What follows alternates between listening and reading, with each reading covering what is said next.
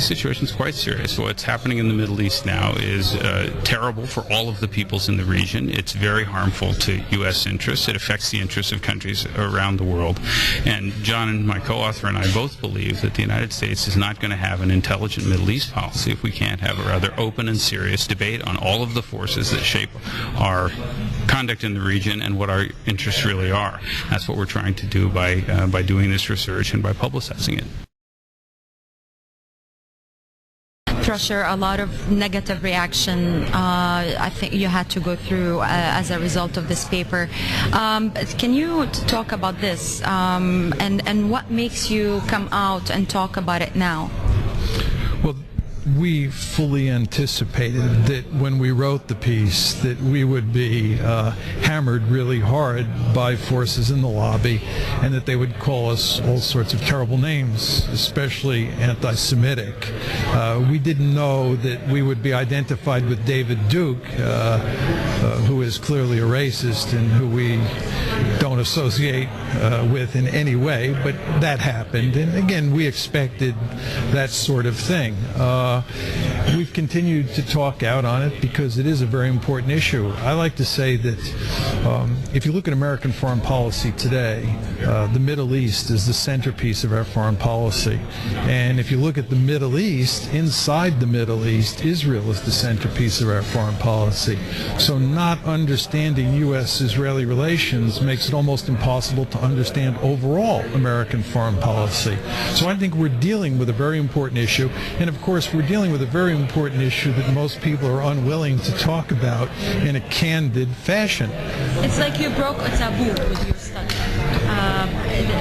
talking about the influence of the Israeli lobby. Do you think maybe your study will be a leading model, will play a leading role in studies that will follow, that come up with similar conclusions?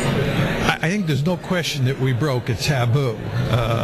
The fact that two mainstream academics, one from the University of Chicago and the other from Harvard, were willing to talk about the Israel lobby in very candid terms was something that was almost unthinkable in the United States. I think many people were just shocked that we would do this. So there's no question that we broke a taboo. What the consequences of it all will be is very difficult to say. The lobby is very powerful, and we're just two individuals, and it's not clear that over the long term that we'll have that much effect. Although there is a lot of evidence that we've opened up a space for discussing this issue, and that was our principal goal, just to get the issue out in the open and to get people talking. And I think we've gone some way towards accomplishing that, but how much, we'll have to wait a few years to determine. Seems to me, how dangerous or serious do you feel the U.S. situation is now due to the policies that we have in the Middle East? How dangerous a situation is it for the American public? Well, we have three goals in the Middle East. First of all, we're interested in combating terrorism, especially dealing with Al-Qaeda. Second, we're interested in dealing with the so-called rogue states like Iran and Syria. And there, we're especially interested in getting Iran to abandon its nuclear weapons program. And third, we're fighting what appears to be a losing war in Iraq, and we're very interested in making sure that we don't lose that war. I think that the recent war in Lebanon damaged us with regard to all three of those goals. I think it's going to make our terrorism problem worse because it's inflamed anti-Americanism. It's increased the number of people who are willing to die to kill Americans. It's created greater sympathy for terrorist groups like Al-Qaeda and Hezbollah. And with regard to dealing with rogue states, if anything, we've driven the Syrians, the Iranians, and Hezbollah closer together.